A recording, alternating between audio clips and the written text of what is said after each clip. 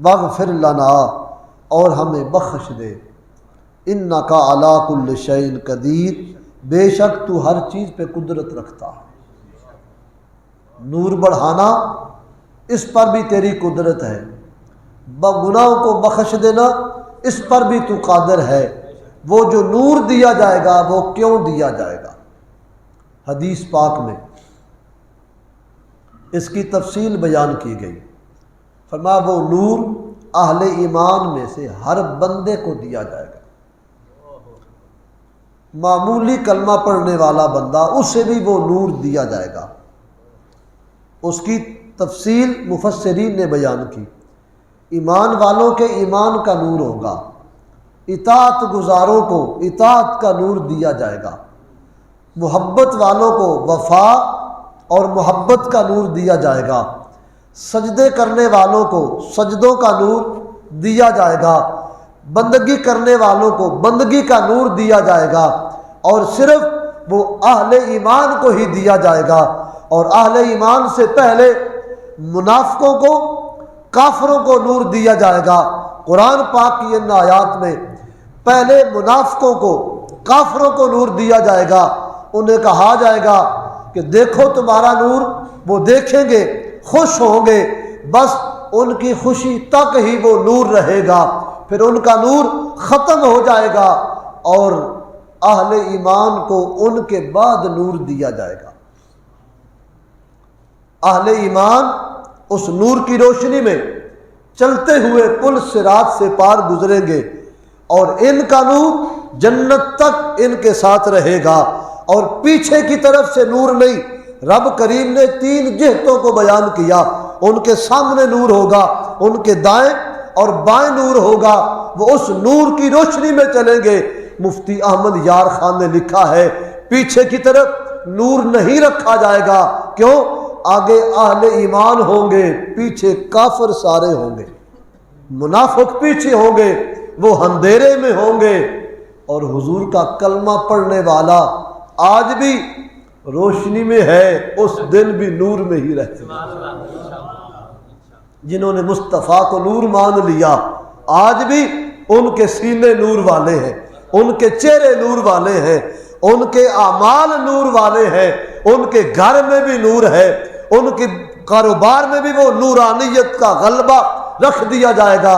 اور کل قیامت کے دن 3 سمتوں میں نور ہوگا، پیچھے منافق کافر ہوں گے، وہ جہنم میں گر رہے ہوں گے، اہل ایمان اس نور کی روشنی میں جنت پہنچ رہے ہوں۔ واغفر لنا، اس وقت دعا مانگیں گے۔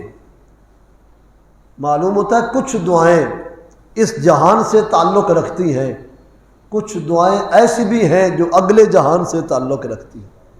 اس دن یہ دعا مانگی جائے گی، ہر کوئی مانگے گا۔ ذکر اس کا رب نے فرمایا واغفر لنا، وہ کہیں گے یا اللہ ہمارا نور بھی پورا کر اور ہمیں بخش دے، اور بے شک تو ہر چیز پہ قدرت رکھتا ہے۔ بخشش جب تو کرنے چاہے تو گناہ اس بخشش کے سامنے کوئی پہاڑ نہیں، وہ ایک رائی کے دانے کے برابر بھی حیثیت نہیں رکھتے، تیری رحمت بڑی وسیع ہے۔ اس آیت کریمہ میں توبۃ نصوح، توبہ نصوح کس کو کہا جاتا ہے؟ فرمایا پکی اور سچی توبہ، ایسی توبہ پھٹے ہوئے کپڑے، مثال سے بات مفسرین نے بیان کی، پھٹے ہوئے کپڑوں کو سی کے یکجا کرنے کو نصوحۃ الثوب کہا جاتا ہے، کہ کپڑے جدا تھے، تروپے سوئی دھاگے کے ذریعے ان کو قریب کر دیا، جو شگاف تھا پھٹے ہوئے جگہ، جو دوری تھی اس سوئی اور دھاگے کے ذریعے اس کو قریب کر دیا۔ اب رب فرماتا ہے اے ایمان والو توبہ نصوح کرو۔ مطلب کیا ہے؟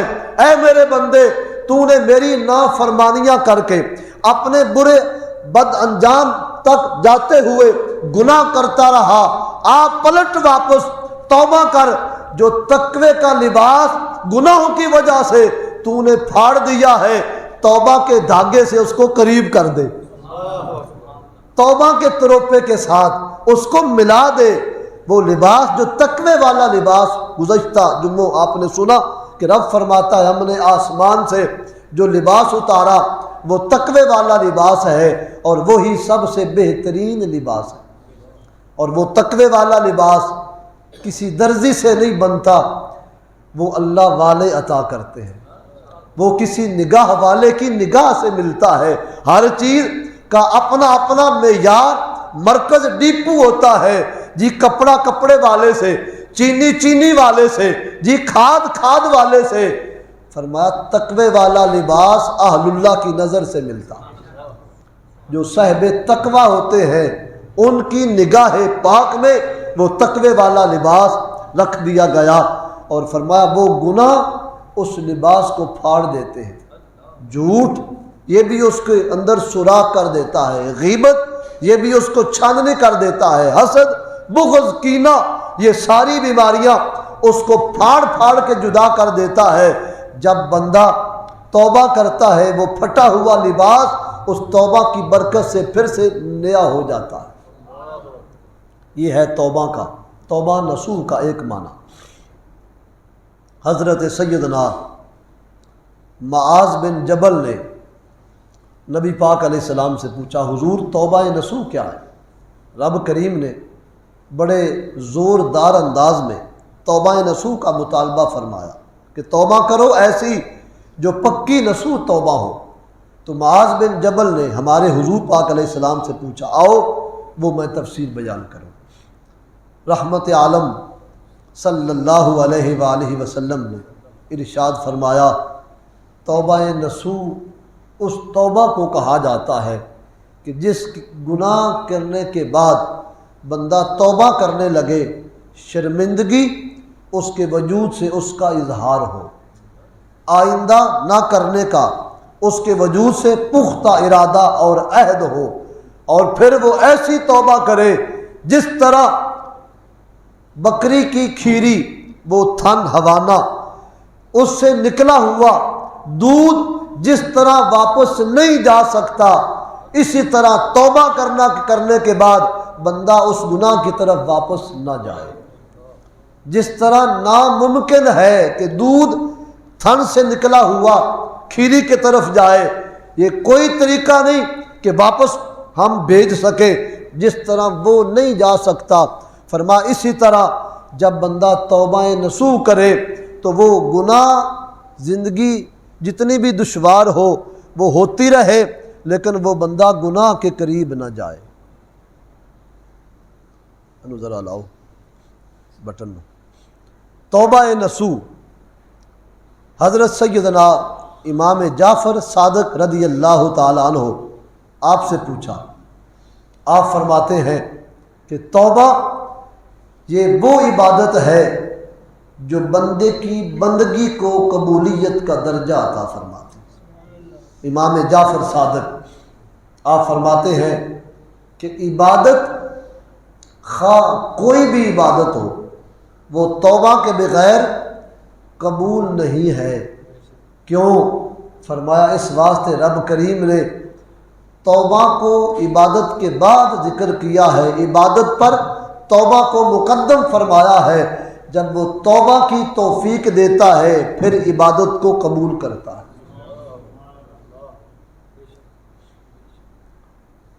پھر حضرت حسن بصریہ مائی رابعہ بصریہ سے پوچھا گیا کہ آپ بتائیں جی توبہ کس کی قبول ہوتی ہے؟ ارشاد فرمایا جو توبہ کرتا ہے اس کی قبول ہو جاتی ہے۔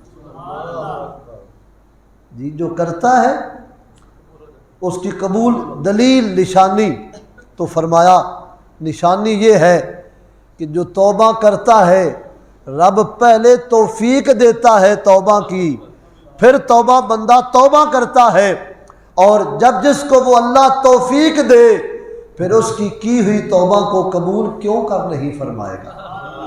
اس کی توفیق سے ہی توبہ کی بندے کو توفیق ملتی ہے۔ تو جب اس نے توفیق دی تو راضی ہوا، جب توبہ کر لی بندے نے تو اس نے توبہ کو قبول کر لیا۔ اور بہت سارے اقوال ہیں اس حوالہ سے۔ بعض توبہ ایسی بھی ہے کہ ایک بندہ توبہ کرے تو اس کا اثر دور تک جاتا ہے۔ حدیث شریف میں ایسی توبہ کا ذکر ہے، قرآن شریف میں بھی کئی صورتوں میں توبہ کے احکام بیان کیے گئے۔ حضرت ہود علیہ السلام، آپ کی قوم جب بد اعمال ہو گئی، وفا ختم ہو گیا، عہد شکنی ان کا شیوا بن گیا، وعدہ خلافی ان کا مزاج بن گیا، تو اللہ کریم نے 3 دن تک ان سے بارش روک لی، قحط سالی، بھوک افلاس میں مبتلا کر دیے گئے۔ آئے اپنے نبی کی بارگاہ میں، ہم آئے ہیں معافی چاہنے کے لیے، تو رب نے فرمایا ان سے پوچھ لو اور یہ توبہ کرے اور پکی توبہ کرے تو ہم ان کی توبہ کے بعد ان کی افلاس، تنگ دستی، پریشانی کو دور کر دیں گے۔ قرآن شریف میں